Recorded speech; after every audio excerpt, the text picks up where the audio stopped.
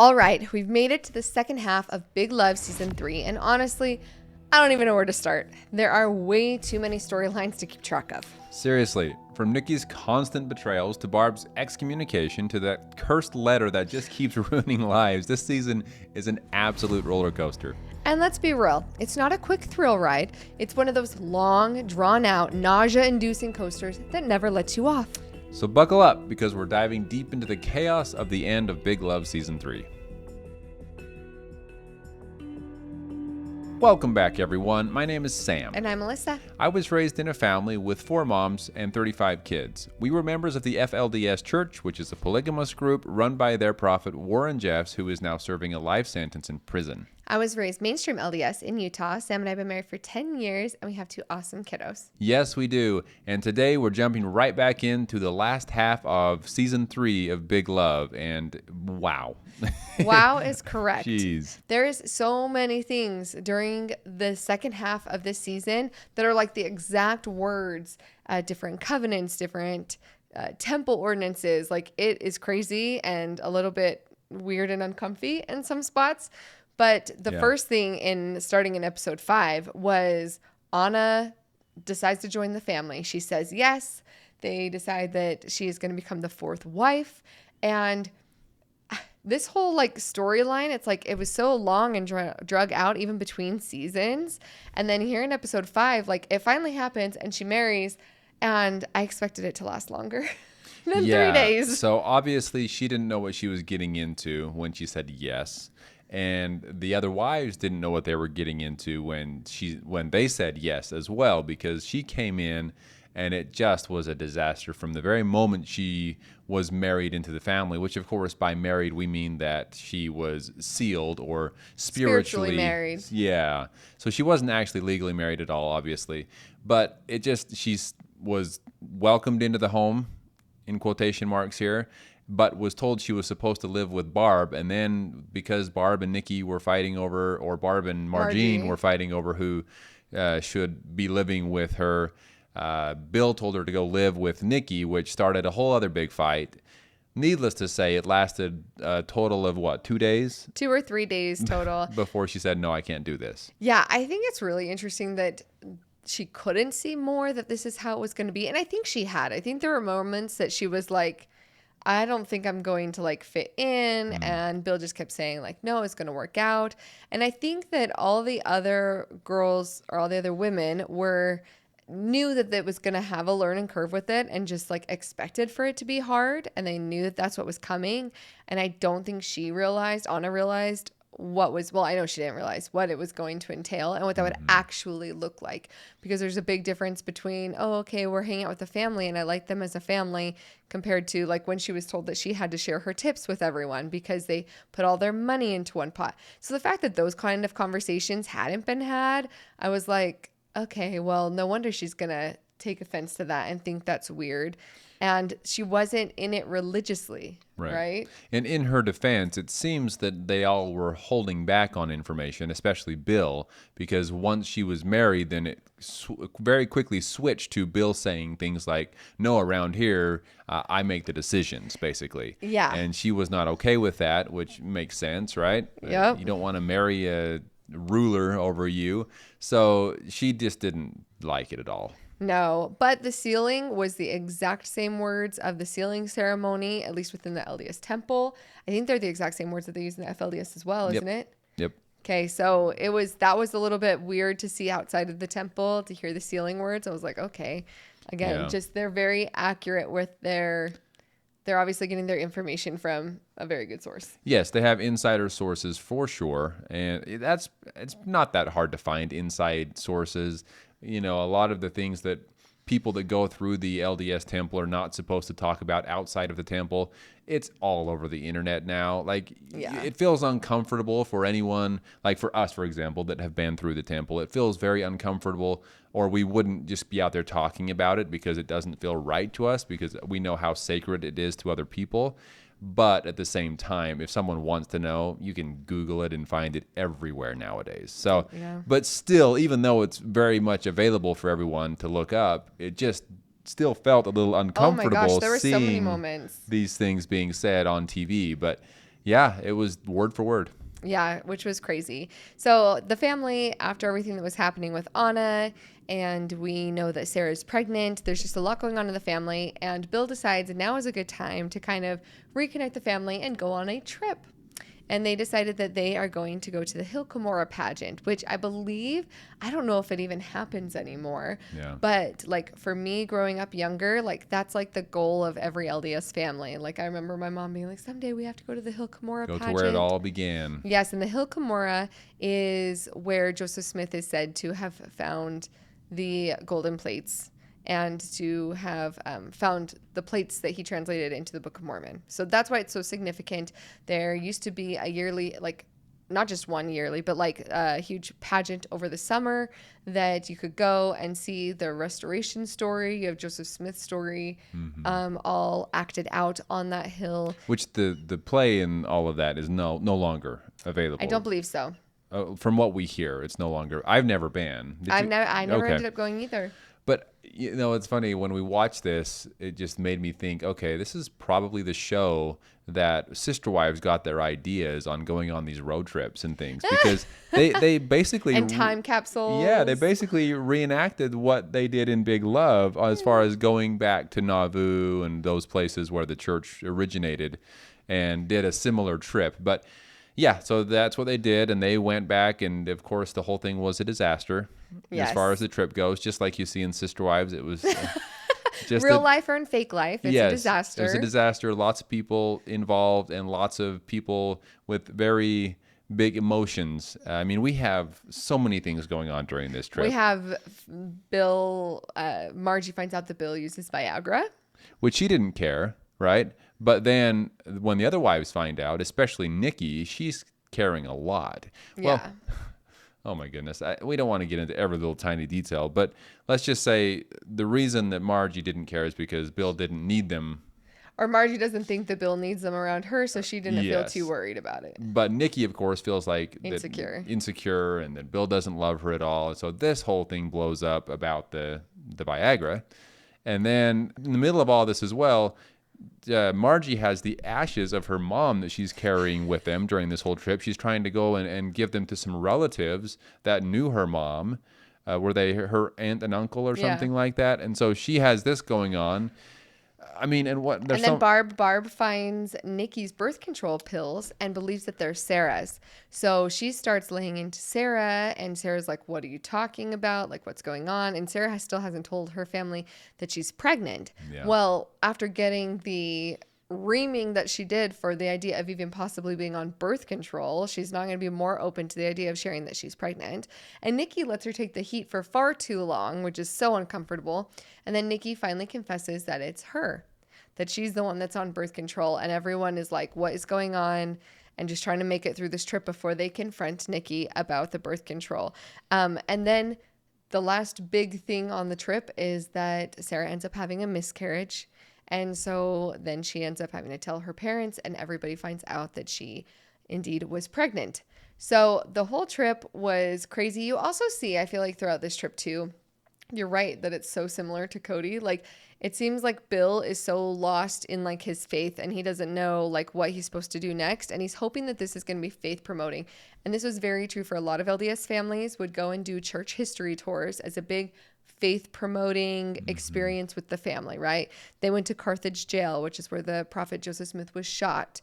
And people a lot of time will go to the Sacred Grove when they're there, or, you know, and then to the Hill Cumorah pageant. So it's meant to be this like, okay, big faith building thing. And then for both him and Cody, it didn't quite work out that way. Yeah, the whole family trips in a big polygamous family like this is just kind of comical, honestly, because I had a similar situation or experience growing up in such a big family. We never, well, sometimes we would go all together as one family, but even when we would split the family up and the older children would go, it was still so many people involved on going on a trip. We used to always joke that my father would show up an hour late to go on the trip, so we're all sitting there waiting for him to get there. And by the time he finally shows up and gets in the car and we're leaving, we're so far behind that he's already upset. Right. And so the whole trip is just stressful and it's just with that much going on, it's hard to just sit back, relax, and enjoy with a Yeah. family so large. It's a lot. It's a lot. And when they come back, this is supposed to be, I think, like a moment for Bill to be able to feel refreshed and for the family to kind of get out of everything that had been happening and that was going on. And they come back into the same messes as they left, but now they have even more messes. So, Bill likes to bring messes upon himself, Oh, gosh. but at the same time this is happening, this is right after, the trial and everything. And Roman is set free, but he's on probation. So real quick, we got to talk about what's going on in Juniper Creek, right? So Roman's on probation. He's not allowed to be back in Juniper Creek. So Albie's there. He's trying to hold on to his power. One thing I wanted to note about Albie's position as well, while he's in the quote unquote big house, is we see a scene where one of his wives comes and says that she wants to have a child and basically is being punished for not being the way that he wants her to be or to be in alignment with him. The punishment is that she's not allowed to have a baby. And she's begging for a child. And the first wife's like, nope, you need to be in more alignment. Like, you need to be more obedient and this and that. And that was something that Warren Jeffs did a lot. Yes, if ever Warren Jeffs wanted to punish one of his wives, he would use that tactic a lot. And it would be as simple as it could be someone saying the smallest thing, not even against him, but just basically a question. If there's a question mark in their tone or they disagree with anything he's doing, he would punish them with not having any children, which is a very big punishment because that is what they're taught their entire lives is their main purpose, to be a wife, to be a mother, and raise faithful children to the church and to God. So when you take that away, that's like taking the most important thing in their life away from them. So it's not one of those where a lot of people from the outside would probably say, well, hallelujah, lucky girl, she doesn't have to deal with, intimate relationships with these awful men that are taking all these wives. But that's not the way they look at it. Yeah, and we do have interviews with some of Warren Jeffs' ex-wives who experienced something like that. We'll leave a link above if you want to go hear their stories of how that actually happens in real life, and it's absolutely heartbreaking. So when they showed that, I was like, ugh, unfortunately, that is something that really happens. You're watching him really try to find a way to keep his power but he knows that his father's going to be able to come back soon, and so he's trying to think up anything that he can in any way that he can to be able to keep his power, which is just crazy. And one of the ways that he's trying to keep power and control and bring more money in is by selling documents. Selling letters, which his father, Roman, had been doing for a while. So it's not like it's historical documents. Right. It's not this new concept. So Albie just takes it to the next step and says, let's see here, what documents because they're good at forging documents and making them look like they're authentic, making them look like they're old with the proper ink, with the proper stamps and all of that stuff. So they're very good at this. And so they would create these fake documents and make them seem very appealing and important to the mainstream LDS church and all fundamentalist Mormonism type groups. And then just, say, who's the highest bidder. But we did not know, just to be clear, we had no idea until the very end of that the documents were fake. True. So this entire time we're watching this entire season, we have no idea that that's what they were actually doing. We thought it was authentic, yes. That they were authentic. And just to be clear, like the mainstream LDS church has tons of historical documents, and they do buy more historical documents from other church organizations like the RLDS Church that went with Emma Smith after when Brigham Young took people to Utah. Emma, Joseph Smith's wife, or his first wife, stayed behind and didn't go to Utah, and she had a ton of documents. So the mainstream LDS church has worked with the RLDS to get documents and artifacts and stuff, and the FLDS has a lot of fundamental documents. So the idea that there are documents out there is very common, and the church really likes to have all of their history as much as they possibly can. So buying documents is very common. The fact that later we found out that it was forged documents, I think, is a little bit of a hint at what was called the Salamander letter. Mm-hmm. Basically, somebody had forged a historical document, I think it was in the early 90s, that was pretty damning to Joseph Smith's story of him seeing God the Father and Jesus Christ. And so the church had bought it, and I think they paid like $1 million for it. And they believed that it was authentic. And then the guy came out later saying, no, it was fake. And he had just forged it to make money off of the church. Yeah, and I think he was also trying to prove a point that he could prove that the leaders of the church would agree that it was real when he knew it wasn't, because he was trying to prove that he could what's the word, dupe the church, basically. Yes, that the church leaders weren't actually inspired, and that they were scared of history that might make them look bad, and were willing to spend a lot of money to cover it up. Yeah. Which he successfully, did that. And so I think that was a little bit of pointing at those instances, saying that Albie and Roman had been faking documents to make money off of the church. I think it was that same type of thing. Yes, and hand in hand with this letter, an important side note here is that Bill got involved because the husband of Barb's sister, which is her name, I forget. Cindy? Mm-hmm. Cindy, her husband Ted is in a very high position within the church. He's what they call a 70, a member of the 70. So he's very high up within the church, very well respected within the church. And so they know each other and were friends when they were younger. Anyway, so Ted comes to him because he knows that he has this relationship with Juniper Creek, asking him to help basically be the mediator, go-between person to sell this document from Albie to him, to Ted, or AKA the church. Yes, and this whole storyline was filled with so many lies too, right? That it was originally supposed to be about the Mountain Meadow Massacre, and then Bill finds out that it's about a Wilford Woodruff letter, which there was stories of this letter where Wilford Woodruff, even though he's the one who signed the manifesto saying that there shouldn't be polygamy anymore, there's rumors of this letter where he tells certain people, no, you're still supposed to practice it. And so Bill feels like this is going to make him practicing polygamy valid to the church. Like, he's looking for validation. So then he's wanting to authenticate it. So he gets other people involved to steal the authentication report, and Bill brings on so many problems himself. Like, he is not innocent at all. He brings problems. He tries to help sometimes, but he's always in his own self-interest. Well, yes, and he always has to be in control. Yeah. If there's something going on, he has to be the one that's in control of it. He cannot let anyone else take that lead. Mm-hmm. So he is constantly bringing trouble upon himself and his family too. Constantly. So yes, Bill is absolutely at fault in so many cases with the hardships with him and his family. Yeah, but this was another one. The letter keeps going back and forth, and Ted is using it as leverage against the casino because, they're still trying to get the casino running, and there's state legislature trying to make it stop, and Ted can make that go away if he can get the letter for him.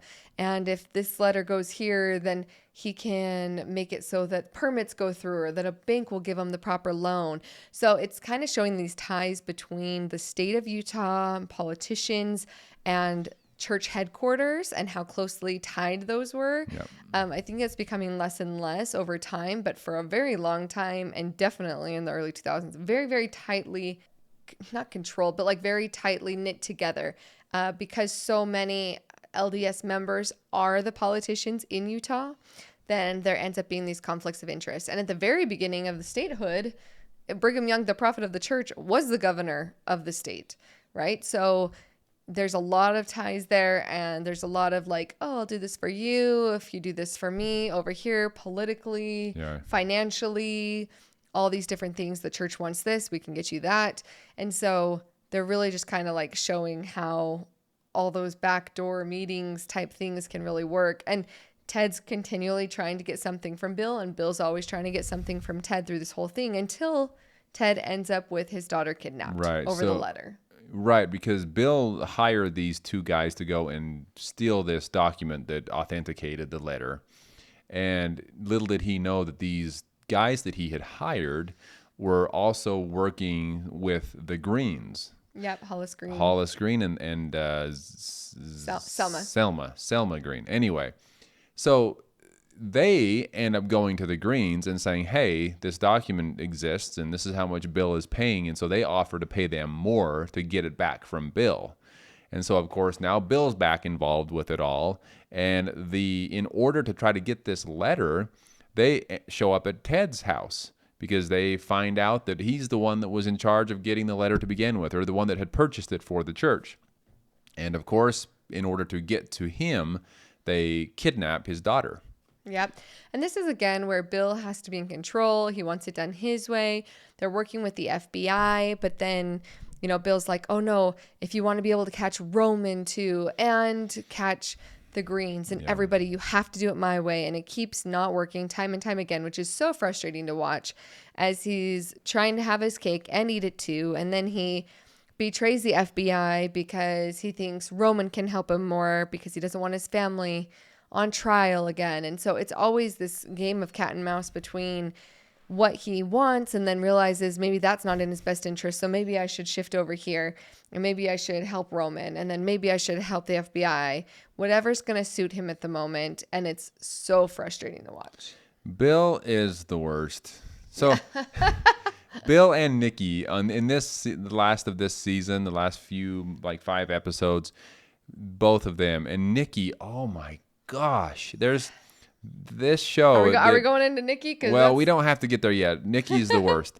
But Bill is just watching what he does is so difficult sometimes because he is just so very, very bad at looking at the big picture. He's so focused on the little thing right in front of him that he is willing to do whatever it takes, no matter what. So, yes, this is just another example I will hand it to him in this one sense that he was always putting the child's interest first. He was very good at trying to keep the child safe and get the child back, even though some of the other things didn't work out for him. He still was focusing on... That was the priority. That was the priority. So that I do have to hand to him. But he was always having about 6 other things going on off the side, trying to get other things that he wanted at the same time. And I think it probably is best that we talk about Nikki next because the lawyer, oh my gosh, because part of why Bill changes up what he wants to do with the FBI and the DA is because the DA has all this incriminating evidence against Nikki now. Because Nikki had started having a romantic, emotional, she started having feelings for her boss, Ray, right? And she had gone in saying that she was Margie, working for him and the DA's office to help get her father off, which she accomplished. But then she wanted to continue to work there because she liked her boss. They go on a date. They shared a quick kiss. They obviously are starting to have feelings. She feels really seen by him, which can make sense considering her situation. Yeah, you can't blame her for that. Yeah, but Margie shows up and is like, what are you doing using my name? Why are you introducing me as Barb? What's going on? You have to quit. Margie forces her to quit, saying, you can't use my name anymore. This isn't okay. Nikki's answer, Satan made me do it. That's why I stole your identity. Satan made me do it. Nothing is ever Nikki's fault, and it's so frustrating. She's always playing the victim. She's always playing the victim, and it is so, so frustrating because, yes, I understand, Nikki. You were raised in this certain way, and that's very difficult, and that is very sad. And there's even more later on that gets into her backstory. But still, that's no excuse to just try. I mean, she's been out now for years. There's no excuse to blame everything else and everyone else and even Satan himself. Now, I will say, though, when I first left the FLDS church, that was a term I did use. Really? Because if I did something that wasn't okay, I would say, oh, Satan made me do it. It must have been Satan because, I wouldn't do that. It wouldn't be something I would choose to do, so Satan forced me. That was something that I used to use, but it took me all but 3 weeks to realize that's not how it works in the big world. You can't just go around blaming Satan for everything because you have to answer to your own crimes or you have to answer to your own problems. You can't just blame Satan and move on with your life. So that actually resonated with me quite a bit when I heard her say that. Yeah, and Margie does make her quit. She quits. Ray keeps calling, asking if he can see her. She's having a hard time turning that one off emotionally until Ray shows up with flowers to Margie's house, asks where Margie is, meaning Nikki, and Margie's finally like, enough's enough, you got to tell him, right? And of course, he's infuriated, not just because she had lied to him about emotionally being in or saying that she had just gotten out of a relationship finding out that she was married, right? Yeah. But all like aside from the romantic stuff, which was obviously hurtful, when you see him connect the dots that she is Roman Grant's daughter and Bill's wife, and that is why he lost his case, he loses it, and it was so satisfying to watch. I was so satisfied watching him ream and just lay into Nikki, because it feels like nobody ever does. Every time someone tries to, she gets off somehow or has some kind of excuse, and then she's forgiven. Yeah. We were just thinking about time. And poor Ray. Man, that guy, he's the real victim here. I mean, he's just trying to do his job, and then come to find out that he's being played in like 6 different angles. Yeah. And just, anyway, so he had every right to be so angry with them. And it was very nice to see him basically say, yeah, I'm going to throw everything in the book at you, and it doesn't matter what you say. I'm out of here. Leave me alone. Don't ever talk to me again, and drove off. So yeah, but that of course, was satisfying. It was so satisfying. But of course, when Bill is going and trying to help with the kidnapping of his niece, that comes up where Ray's like, just so you know, like, there's still obstruction of justice. There's these other charges, and they are looking into it. And I think you should know. So instantly, Bill, again, is trying to do the whole self-preservation thing. So even though he wants to get his niece back, he's trying to help Roman. Like, he constantly is just willing to help whoever's going to help him back. Right. And so he's messing with the investigation. He's changing trackers on cars. He's doing all sorts of stuff because now he's worried about Nikki's literally brought upon them like obstruction of justice and probably jail time.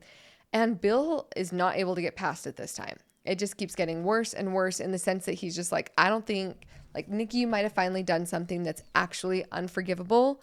Yeah. And it gets worse. And that's a good point, because we have to remember that Nikki had just, I mean, it was the episode or a couple episodes before that the whole family found out that she was taking birth control, which that is a huge no-no in these types of groups. I mean, not only is birth control considered very, very wicked and bad because you're preventing God's will, I mean, that goes so against their teachings. Mm-hmm. But on top of all of that, she was lying to them about it and saying that she was trying to have kids. And I even need to go into the prison and get a blessing from my father so that I can start having kids again. Then goes home and takes another pill.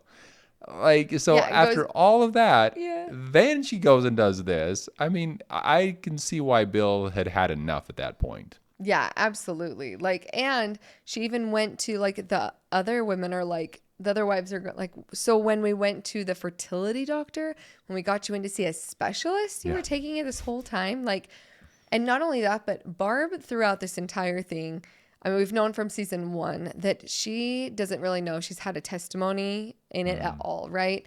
And she's gone back and forth. But one of the reasons that it seems like she agreed to having Nikki added on to the family to begin with was because Barb felt bad for not being able to have more children. Yeah. And that was supposed to be a role that Nikki was taking on, and that having a plural family would bring all of these more lives. So Barb, even just from that alone, was already ticked. Like, she was so angry at Nikki. Yeah. And then all this other stuff comes out, and Barb just she's over it. She's over Nikki completely. And it gets to the point where Bill actually does say, our marriage is over. I'm getting you an apartment. It's time for you to leave. We will continue to co-parent, but this isn't going to be the same. Yeah. But before he got to that final decision, I believe it was before, let's see. They kind of separated. They separated, and she stayed in Juniper That's Creek. Yes. Yeah. And she ends up, I just have to point this out because it was so frustrating, and then we'll get into the deeper story here. But she ends up staying with Albie because she had nowhere else to go. Back home with the other wives and Bill were just so angry with her. Bill even told the other wives, Margie and Barb, don't reach out to her. I don't want anyone talking to her. I need to figure out what we're doing next because she has betrayed us for the last time kind of mentality. So then she ends up, roundabout way, she ends up staying with her brother Albie at the big house, right? And there they were plotting, we'll get more into this, but just the frustration because they were plotting on how they could take out their father because now they were so angry at Roman, which they have every right to be angry at him. But she had gone and done all of these illegal things, all of these awful things since the first episode of the first season of Big Love. because she wants to have some kind of connection with her father and have him look at her and respect her. And so the fact that she is now laughing about this and how are we going to kill our parents with Albie after all of that?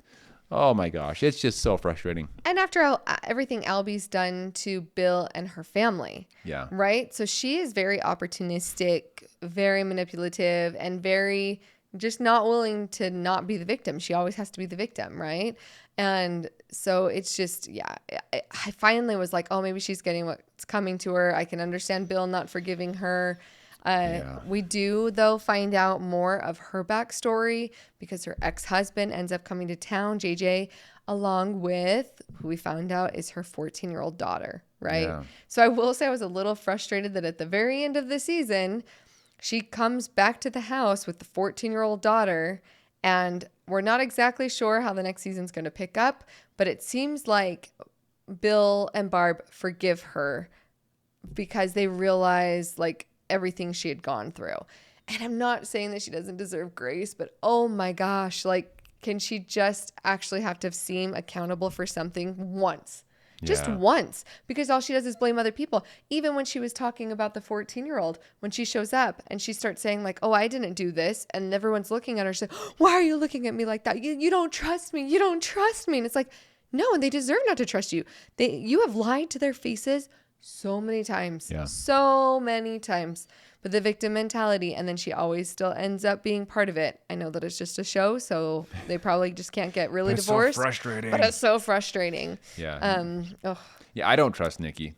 No. If I saw this actress on the street, I would not trust her.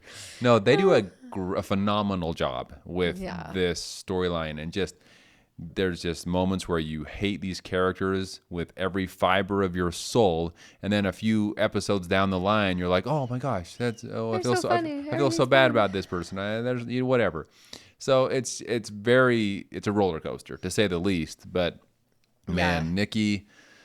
Just getting away with things once again, and her ex-husband, what she was forced to marry when she was younger, is actually Wanda's older brother. So there's that connection going on as well. Which is that's a good representation of, in these small closed off communities, almost everybody is related to somebody in some way. Right. Every time we go out to Short Creek, people can tell us exactly how Sam is related to them. Like, without fail. I don't know if we've ever met somebody out there that couldn't trace, oh, you're my second cousin's brother's, whatever, because it's so-and-so that married so-and-so. Yep. So that is very, very realistic, that everybody is tied in certain ways. And Wanda and Joey's storyline throughout the rest of the season was absolutely heartbreaking.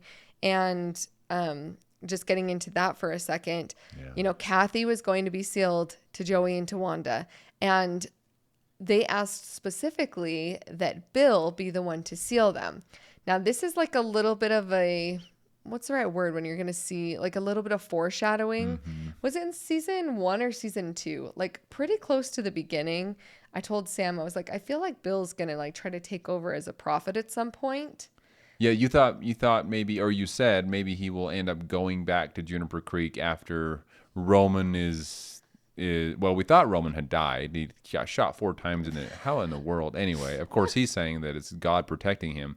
But we thought after he died, or we thought he had died, that Bill would somehow weasel his way out there and take over. Yes, and I don't know if that's it, and we'll talk a little bit more in the future about Bill. But so him all of a sudden now being the one that people are trusting to do sealings is a very high calling and a very big deal. There's very few people who are allowed to perform sealings in the mainstream LDS church, and even within the FLDS. It's holding the certain priesthood keys is what they call it, certain authority within the priesthood to be allowed to do that. So it's interesting that's how you took that and saw that, because I actually looked at it a little bit differently than that because to me, I've seen people leave the FLDS church, for example, and they are so desperate to continue living on this doctrine that they've believed is true their entire lives, that they find a way to continue doing it, even if they know they don't have the proper keys, you could say, or they don't believe they do. They will still try to live in a way that they are still using that priesthood because they're so desperate to continue believing in it in some way or another, because Bill even said, I don't have the keys for that. And Joey said, well, I still want you to be the one to seal us together. So it was almost more like tradition now than it was religious at this point. Well, but so yes, I agree with what you just said. But at the end of the day, if he was willing to do it, they're saying that we think you're the closest to having those keys. They're putting him in a position of power. That's true. Within the priesthood. They're saying, we believe you. Like, we think the Roman's a false prophet. We don't think the LDS church is true. Mm-hmm. And so we are placing you in a position that we believe you have proper keys, whether you do or not. We believe that if you seal us, that it will work and that you have the keys to be able to bind us in all eternity.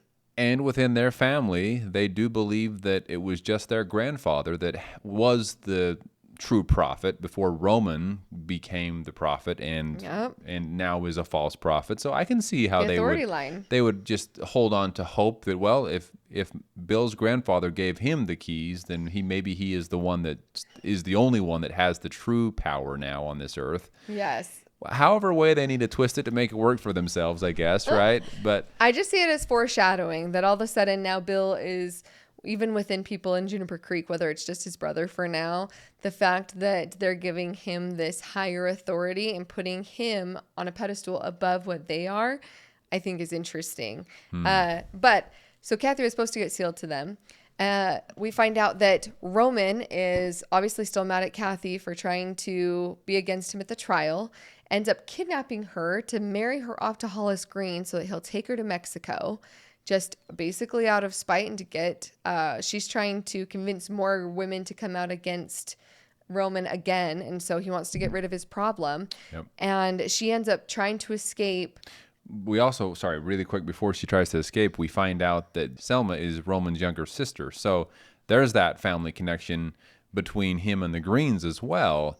And so that's why they are able to continue making these deals back and forth, because they are actually related. Yeah, there's actually family ties there, right?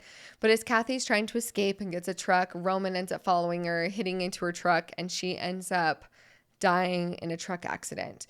Now they find her body in a ditch, and they believe that she just fell into a ditch. Well, I say they believe, but Joey knows from the very beginning that something is up, something is off. When Roman tries to show up at the funeral, Joey loses it and loses his mind, knows that it has something to do with Roman, obviously. Kathy's coming out against him. She's talking to more people to have it happen again. And she ends up dead, which was so, so, so sad. And you just see like everybody kind of going through these different, Joey blames Roman, wants him dead. He also blames Nikki, which is why Nikki wasn't allowed to stay with them when she was separating from Bill either, because in Joey's mind, and he's not wrong, I thought the same thing at the funeral. He's like, Nikki specifically is the one who helped get Roman off the hook. Roman would have been put in prison if it wasn't for all the witness tampering that she did. She let Roman out. Roman killed Kathy. So therefore it's Nikki's fault. Again, Nikki in this half of this season is just the worst. Like, she is the worst. It's crazy to see with the lengths that she's willing to go to and how little she cares about anybody but herself. Yeah. And I do just want to point out as well that Joey's suspicions were confirmed by Albie, because the farmer that had this truck that was crashed because they had just showed up to somebody in the community's farm and went into this barn to do this marriage. And so when Kathy escaped, he just stole his truck and just tried to get out of the place. And so it was his truck that crashed and was totaled. So he went to Albie, because now Albie's their prophet in a way, and said, hey, I need another truck. And so Albie finds out what actually happened that day. Albie hates his father, Roman, as well. So he goes to Joey and says, hey, you're correct. It was my father who killed Kathy. So now Joey knows for sure what happened. And so just keep in mind for what comes next that he is really angry and knows what actually happened. Well, at this point, you have Albie and Nikki who are plotting their father's death. And I think Nikki thought it was more just them being silly and a game. Albie goes and actually tries to blow up his mother and father with a bomb. So he's taking it very seriously, ends up blowing up himself. We don't exactly know how that ends because it was at the very last episode of the season. But he blows himself up instead of his mother or father. And then you have Joey, who's so enraged that at the very end of the season, it shows him suffocating and strangling Roman. Roman just barely gets back onto the compound, and Joey takes him out. And we have no idea. Once again, we thought he was dead once, so we'll have to hold our breaths to see what happens in season 4. But he looked pretty dead.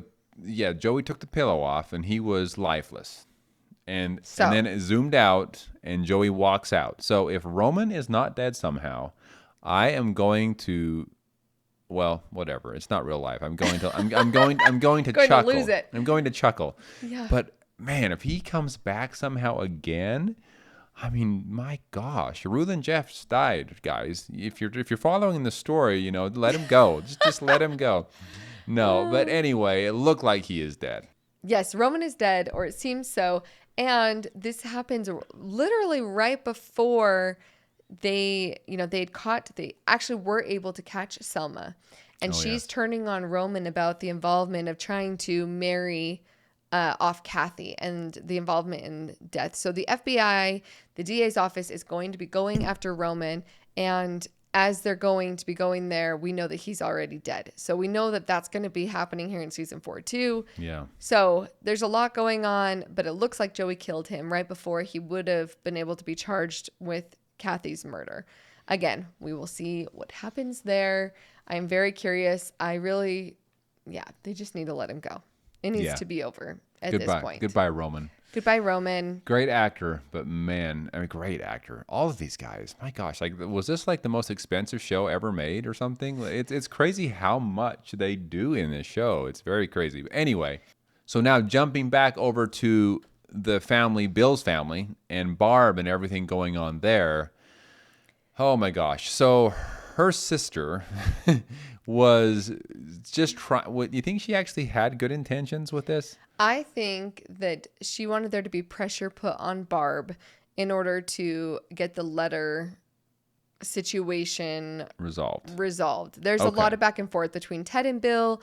There's back and forth. Cindy's like, Bill needs to let it go and stop bothering Ted. There's all this drama with the letter. And finally, Cindy goes and tells Barb's bishop that she's practicing plural marriage. And says, I just want to save her. I don't want to see her cast into outer darkness. We need to save her soul, basically. And so, of course, now the bishop shows up at Barb's house and confronts her and says, hey, are you living polygamy? And she says, yes, I am. So, oh my gosh, you're living against the church. Here I was thinking you were just inactive. You are going against the church's teachings. Now we have to set up this disciplinary council to see whether or not you can remain in the church as a member of the church at all. Or if you're going to be excommunicated. So this whole storyline with Barb, it's so sad to watch because even her sister mentioned at some point, I think right after the excommunication, she said, I thought you were so past the church that it wouldn't have mattered to you so much. Because when Barb finds out that she is going to be excommunicated, the first thing she does is goes to her mom and sister and begs to let her borrow one of their temple recommends because she wants to go into the temple. So she's moved past in certain ways, but she's been raised her entire life. And it sounds like before that her and Bill were sealed in the temple, right? So she wants to go back to the temple. She feels like that's what she needs. And they end up somehow sneaking a recommend, or however they got her in. They basically snuck her into the temple, which first of all, that would be super interesting, hard to do. And I don't know how someone could not feel guilty about that, but she ends up there with her sister and her mom. Yeah, I think her mom and sister are so desperate in their attempt to try to save her soul, to bring her back, that they are willing to go against everything they believe in, basically, and allow her in the temple, even though they know she is living in a way that would go against the church teachings. Yeah. So in a roundabout way, they were helping her do something that they shouldn't have, but ultimately they care so much about her and want her that if they feel this will be the one thing that will change her mind and help her decide that she should leave Bill so that she's not living polygamy, that it would be worth it, I guess.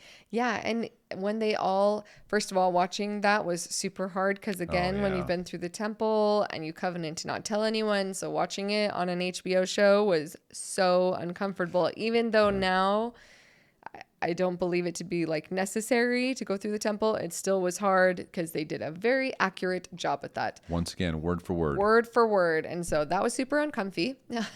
But she goes through, and then when she's sitting there with her mom and her sister, you're exactly right, because they even specifically say, she admits that she's going to be excommunicated because they're like, why did you want this so badly? We thought you were like beyond this. What's going on? And when she says she's going to be excommunicated, they're like, well, you don't have to be. Just finally leave Bill. We thought you were going to leave Bill. So they thought her going to the temple was a sign that she was ready to come back to the church and leave her husband, because that's basically what it would take for her to be able to like repent and come back to the church, would be for her to leave Bill for practicing polygamy. And when she says that's not what she's willing to do, it really freaks her out. She's having dreams that she's going to be cast into outer darkness. She has to go to the disciplinary council, which is a thing if they're going to be excommunicated. And, they asked a lot of whether or not she was recording, because that's happened in the past where people secretly recorded their excommunications, and you hear that it's like really rough and kind of barbaric. And so now people are allowed to record, but they do have to be transparent that they are recording. So people have recorded their excommunications before, but they basically just ask, like, do you feel bad? Are you repentant? Do you want to repent and go through a repentance process? And she said no. And by her saying no, they said, well, then you're going to be excommunicated. Yeah, and we were wondering, because when she said no, then they said, okay, and they read this, like, you and all your ties are cut from all of your ancestors, severed, and all yeah. severed or something. I don't remember the exact words, but we looked at each other and thought, is that actually what they say? Are those the words? We've never been through a disciplinary council, so we don't know for sure. But because everything else leading up to this, they did use word for word, I'm under the impression that is what they say. I bet it's probably pretty accurate based on the exactness of everything else. But to hear that would be hard. Like, so even hard. if you don't believe that it's true, which Barb still does believe in the Mormonism doctrine. Yeah. Right? So to hear that your ties to all of your ancestors are severed, you're never going to see them in the next life, in the afterlife, and she does still believe in an afterlife. Yeah. You could see the emotion in her face, and that's accurate. That's how someone would feel to hear something like that. That is just rough. Yeah, and having dreams of being in outer darkness and just that fear. And again, she becomes like the second person in this season that she has to, in her mind, to reconcile that with the fact that she does believe in a celestial kingdom, that she does believe in the hierarchy of heavens the way that Mormonism portrays. She has to put her faith and trust that Bill and the people that sealed and the person that sealed them has the proper authority, that she's going to be with her family. She now has to shift officially from the Mormon church has the proper authority to Bill and my family have the authority to make this happen on the other side.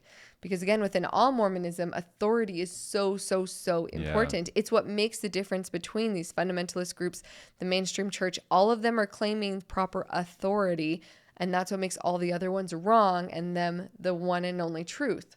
This, I guess, all of these emotions that Barb is going through is what bubbled to the surface, this huge concern that we are just out here, we're just lost. We have no idea. We're not clinging to any authority. We're not going to any church. We have nothing structurally going on for us. We're just winging it, right? So Barb is getting very, very concerned that the life to come is going to be all hellfire and damnation for them because they're not doing anything with the proper authority. So, of course, Bill, being Bill, decides that he needs to fix it. Right? He needs to fix it, and he needs to make it seem like he knows what he's doing and that there is a proper authority and that he is doing what he's supposed to be doing. And so he invites the family, and you see them actually, he asks Ban, his son, to go get bread and water, and they break the bread and they perform a once sacrament. Again, word for word, like they do in the mainstream LDS church, and word for word the way I was raised in the FLDS church. The sacrament prayers are actually in the Doctrine and Covenants, which is a scripture used by the all Mormonism. And so, once again, word for word, reads the sacrament prayers, blesses the water, blesses the bread, and passes it out for them to partake of. Now, that is very significant in their eyes, that when you partake of the sacrament, you are once again cleansed of all sin. It is a weekly ritual that basically you are repentant and that you are being cleansed once again, and you are remembering your covenants that you made at baptism and renewing them and promising to continue living them. So that's why the sacrament is taken away from people as a punishment sometimes, because they did something against church standards. So the bishop will say, you're not allowed to take the sacrament until you repent for however many days to prove that you actually are repentant. So it's a very, very significant thing when you go and do something like that, which Bill, we've already seen in other things within this show, he doesn't really care about doing things in proper order. He just wants to prove that he knows what he's doing and that he's in charge and he's in control. Well, and this time, and this was like the very last scene, I think, it was either Roman being suffocated or the scene, I can't remember. It was the very last scene of the season. But he specifically says this time. Now, again, going back to what he's done before, he's baptized Teeny, he's baptized Margie. He was going to seal Kathy. He has, I feel like there was one other thing that he's done before. Which we did. He gave the priesthood to his son. Did you already say that? Gave the priesthood to his son. But also something else, which we totally skipped over in this. Oh, go ahead. So on the road trip, Margie actually loses the vase breaks that was holding her mom's ashes, and so she loses her mom's ashes. So she is absolutely distraught, right? She lost her mom at this point. So she is just feeling that she's lost all ties to her mom now, and she's been going through episode after episode mourning the loss of her mom in her own way. So Bill, of course, once again, in a way to try to attempt to comfort her, does baptisms for the dead. Yeah, and he takes Barb as proxy, which is how baptisms for the dead are done in the LDS temple. And she was acting in behalf of Margie's mother, who is dead, and he performs baptism in basically a big tub. And again, so Bill uses what he believes he has proper authority to do baptisms for the dead. So just pointing out all these different things have happened. Baptism for the dead, giving the priesthood to somebody else, just regular baptisms, blessings. Now at this point, this is the first time though that he specifically said, I now have the keys and I'm going to give the sacrament. So he claims the keys at this point. Now, even though he's been acting as if he had all this authority, for whatever reason, now he's saying, I hold the keys, and that's why he has the authority to give the sacrament. So again, I thought there was some pre-shadowing a little bit before of like what was to come. And now more and more you're seeing Bill be like, well, if they don't have it, then I must have the keys, because I don't believe that anybody else does. And so I'm going to perform all the ordinances. So this leaves, I mean, like I said, this is a very end of the season, and I am very curious what he's going to do with these keys. Yeah, it sounds like he's on the road to self-proclaiming himself as a prophet, right? And so, wow. If he gets there, if it helps him get more money, why not? That's Bill. That's the name of the game for Bill. It's all about money for him. Yeah, is he going to try to get a congregation? Is he going to end up like? Is it just he just wants to try to make himself feel more legitimate for his own family? Which I don't think that could be it, because at this point, his family's just accepted his authority along the path so far. Right? So for him to declare that he has the keys makes it sound like he's going to try to exert authority over other people. But is he going to try to end up exerting that over Juniper Creek? Is he going to try to do that locally? I don't know, but I am so excited to keep watching because I am hooked, even though I feel uncomfortable in so much of this show, you guys. Yeah, it's hard to turn off. It's one of those that you're thinking the whole time, why am I watching this? But then you just can't you stop. Have to see what happens next. They're so good at that. Oh, one last thing I did want to point out, though, is that in this final scene as well, Nikki shows up with her 14-year-old daughter, which, keep in mind, Bill didn't even know that she was married previously. Yeah. He most certainly didn't know that she had this daughter. But Barb found out, and it sounded like he had communicated with Bill somehow that, hey, the reason that Nikki hadn't been coming home to be with her 2 sons because she was out there trying to fix this relationship with her daughter in some weird way or another. So Nikki shows up with her daughter in this final scene. And this is just very important and significant because Bill walks over and gives them both the sacrament as well, the bread and the water. That's another way of saying I forgive you. So I'm assuming that in the next season, Nikki is welcome back home and her daughter will be there with her. That's kind of the idea. 100%. Because again, like Sam said, the sacrament, you have to be worthy of the sacrament. So for him to say you're worthy to partake of this obviously means that there was an element of forgiveness there. So yeah, I think Nikki's off the hook, at least within the family. Once although again. we'll see. Oh, I know. It kind of makes me mad. I mean, not that I wanted her to be divorced from him. I don't know what I want. I just want a little more justice. But we don't know if legally there is going to be justice served. So we will wait and see on that front as well. Yes. I wouldn't be sad if Ray kept fighting against them. It's interesting how the main characters of this I want to see punished. That's not normally how it works in a show. Not normally. They're like, the main characters need to be punished. They're doing everything wrong. Yeah. But anyway, this show is just wild. So thank you all so much for hanging out here with us again, and we look forward to talking with you soon. Talk to y'all soon.